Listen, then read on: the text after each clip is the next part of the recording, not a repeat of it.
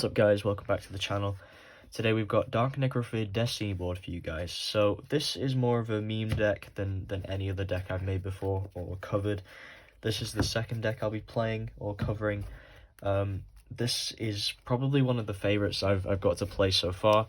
It revolves around Dark Necrofear and Curse Necrofear, if I can just show you quickly. These are the boss monsters of Bakura in the anime, and I'm very excited to make this build because it's very experimental, but it also can be pretty competitive if you play it correctly. So yeah, let's just jump right in. So starting off, we have our single copy of Dark Necrofear.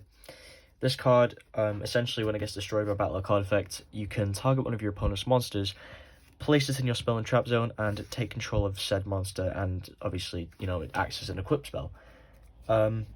Very good card, but can be very bricky since it is not an easy to summon card. You need to banish 3 fiends, which obviously for this deck is pretty easy, but if you open it with it and you've got nothing like Tour Guide or whatever, it's not going to happen first turn. Then starting, we've got Curse Necrofear. This is the refined retrain of Dark Necrofear. Essentially, when it gets destroyed by battle or card effect, you can special summon it back in your end phase and destroy cards in your opponent's field up to the number of face-up spell and traps you control. This includes the ones in your monster zones, which this deck actually has a fair few of, and also the ones in your back row. So if you have, say, a field spell, 5 face-up spell and traps, and then 2 pieces of Destiny board, that's 8 cards destroyed, which is absolutely fantastic for this deck. And then once you're done with it, you can just overlay or link.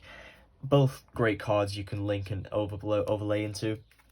So generally very good cards, and yeah, that rounds it out for those two. So then moving on, we have a triple copy of Torgai from the Underworld. This is just kind of a self-explanatory for any deck that plays lots of fiends.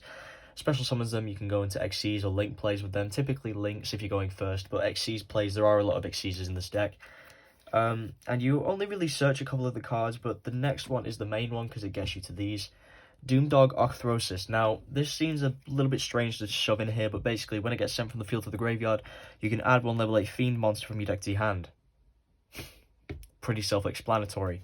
You go into a link 2 with Torgal and Doomdog, and you get yourself 2 Fiends engraved, as well as Dark Necrofear straight to your hand from the deck. And then also, you could also summon Fiendish Rhino Warrior with that, because you could send Fiendish Rhino Warrior and Tour Guide. Fiendish Rhino Warrior gets you your 3rd Fiend to the grave, and then if you've got Dark Necrofear already in your hand, you don't need to bother with Doomdog at all anyway. Doomdog is to get you to Curse and Dark, and Fiendish Rhino Warrior is just to get you to more Fiends in grave so you can summon them.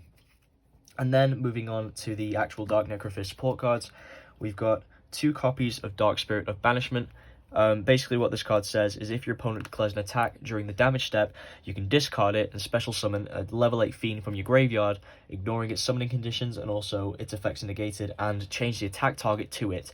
And when it gets destroyed, you can add it from your graveyard back to your hand. So it recycles not only itself, but also the Necrofear cards, which is absolutely a massive, huge plus.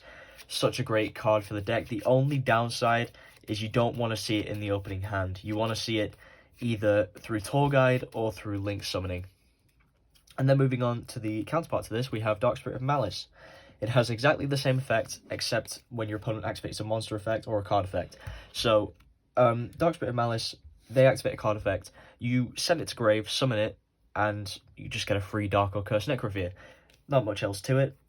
And then moving on to our Burning Abyss package, we have 1 copy of Seer, Malebranch of the Burning Abyss, 1 copy of Skarm, Malebranch of the Burning Abyss, and 1 copy of Graf, Malebranch of the Burning Abyss. These will become very clear as to why they're in the deck soon enough when I get to the extra deck, but they are a very integral part of the deck. These are not replaceable. You have to play these if you want to play this deck the way I play it. Then you have 1 copy of Silent Boots and 1 copy of Ancient Cloak. There is a little bit of a Phantom Knights package in here too, and you can always side in stuff more Burning Abyss, more Phantom Knights, whatever you really want to play, but these are the main core monsters that you will need if you want to play those packages inside this deck. But the main monsters to summon are from the extra deck. The main deck is more to get you to the extra deck, besides the Necrofears, unless you do want to use them for link or overlay plays. So let's move on to the spells. The spell cards are a bit all over the place, to say the least. We have 1 copy of Instant Fusion. This just gets you to your Millennium-eyes Restrict, which is essentially just a 2nd copy of Call by the Grave. It does kind of take away from the surprise of it, but it's also great for linking off once you've used the effect, which is also very appreciated. Then you've got one copy of Monster Reborn, just standard for any deck really. Monster Reborn is a great card all round, and also Monster Reborn can bring you back your millennium-eyes because of Instant Fusion's downside. So yeah, overall pretty good card. Then you've got one Call by the Grave. Again, just a second copy of millennium-eyes Restrict and vice versa. Just stops hand traps, stops annoying cards, stops graveyard effects, so it's great against tiers and sprites. Then you got one copy of Terraforming. This just gets you to your field spell, which is Dark Sanctuary. So Dark Sanctuary gets you to your Destiny boards and also lets you summon them as monsters and makes them unaffected. And every time your opponent battles one of your monsters or attacks you directly, you can flip a coin. If you call it right, then the attack is negated and your opponent takes half their monster's attack points as damage, or if it's tails, the attack goes through as normal. A very good card, and you need to see it as often as possible. So Dark Sanctuary, definitely one you should play at 3. And the next 3 of in the deck is Dark Spirit's Mastery. So we play 3 copies of that. Basically, you discard one card and on Destiny board or level 8 Fiend from your deck to your hand. So basically Dark Necrofear or Curse Necrofear. And its second effect, you can banish it, then target any number of Destiny board or Spirit Message cards in your hand or on your field or in the graveyard. Put them on the bottom of your deck, draw that many cards that you just shuffled in. So if you open, say, one of the Spirit Messages, you can shuffle it straight back in with Destiny board, and you don't even need to worry about discarding it, because you can just shuffle it back in next turn. It's honestly a very, very good card, and you should definitely be playing it at 3 in this build. Then we have just general consistency cards. We have 3 Allure of Darkness.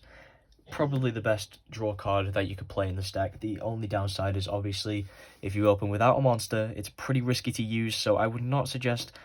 If you want to keep the consistency, play 3, but if you don't want to risk that, play 2. But personally, I like 3. And of course, last but not least, we have our 4 Spirit Messages. At 1, you've got I, N, A, and L. Just, you don't need them any more than this, because you can search them out, and also you don't really want to be seeing them in your hand, you want them in the deck. So that rounds it out for the spells. Now let's move on to the quite large array of traps in a modern Yu-Gi-Oh deck, to say the least.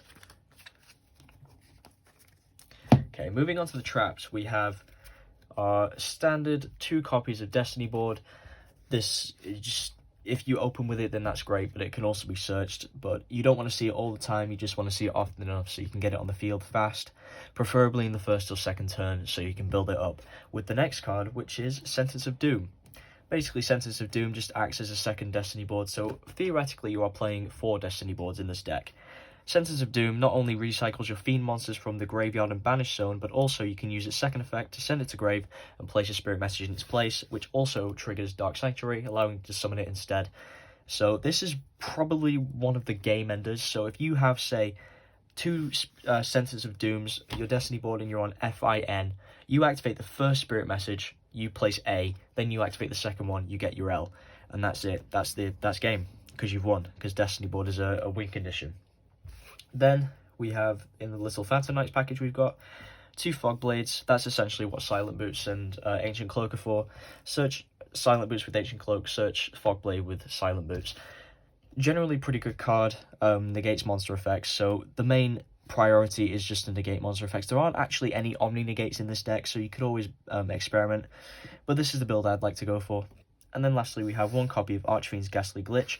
Basically, if you control a Fiend, pop a card on the field, then send one to grave, you can mill Fiendish Rhino Warrior, then mill Scarm, and get yourself a Tour Guide for next turn.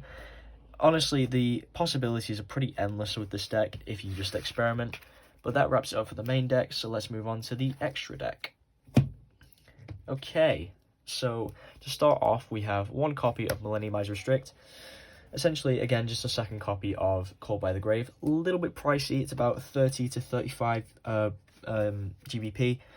I recently just got mine. I got it for about 2/3 of its original price because I bid on it. I got it for £18, which was pretty good for this. I have the second printed version, but essentially what it does, when your opponent activates a monster effect, quick effect, you can target 1 monster in their graveyard or on their field, equip it to millennium-eyes, and negate any other card with the same name as it, and monsters with that can't attack or activate their effects. So if they try to Ash you, and you've not got a Call by the Grave, just use millennium-eyes, negate the Ash Blossom. It's a very, very good card. And then moving on to the XCs, we have 1 copy of number 107 Galaxy Eyes Tachyon Dragon. You can only go into this with both Necrofears, so if you don't have both, then it's a shame you're not going to be able to go into this. However, it's a very good card. You can detach an overlay unit during the battle phase and negate all other face-up monsters' attacks, or effects, and then their attack and defense become their original attack, and if you do that, you can attack. Oh no, it gains 1,000 attack until the end of the battle phase, and it can make a second attack. So it's a great game ender, or OTK if you decide to go down that route. Very, very good versatile card, but it's not easy to summon in this deck. Then moving on, you have Down a Magician. This is just an overlay on top of your rank 3s, just in case you have to. Generally a pretty decent card, but you don't really want to see it too often. It's more of a last resort. And then Fortune Tune, number 49. Great card. Gains you life points so you can stall out longer, and also protects itself and also recycles itself like Toad. I think totally awesome, but, you know, without the Omni Negate. Then, of course, we got 2 Phantom Knights of Breaksword. You can use this in turn with the Phantom Knights cards, but also you could go into Rusty Bardiche with them and then pop cards on the field. And Breaksword also pops cards on the field, so that's kind of what you want, which is a great versatile card. Then we have 1 copy of Levier the Sea Dragon. Great card as well. Allows you to special summon back those banished monsters if you don't manage to summon Cursed Necrofear in time, and also allows you to hinder Dark Necrofear to essentially not really have that big of a downside, which is great. Then, moving on to our links, we have 1 Nightmare Griffin, just to set those Fog Blades, or to set, you know, Archfiend's Ghastly Glitch, or even your Destiny board back if you have to, and also just a great Link 4, generic Link 4. And then moving on to its younger cousin, we have Nightmare Unicorn, just bounces something back to the hand, or spins it back to the deck rather. Great generic Link 3, but isn't really one you're going to be going into too often, because you'll be going into this one instead, the Phantom Knights of Rusty Bardiche. Essentially, you can mill one of the Phantom Knights cards in your main deck, set a Fog Blade directly to your field, so it's just a once per turn monster negate, essentially. And if you summon either Breaksword, Silent Boots, or Ancient Cloak, 2 zone it points to, so probably one of these 2, but if you are playing any of these, you could also go there.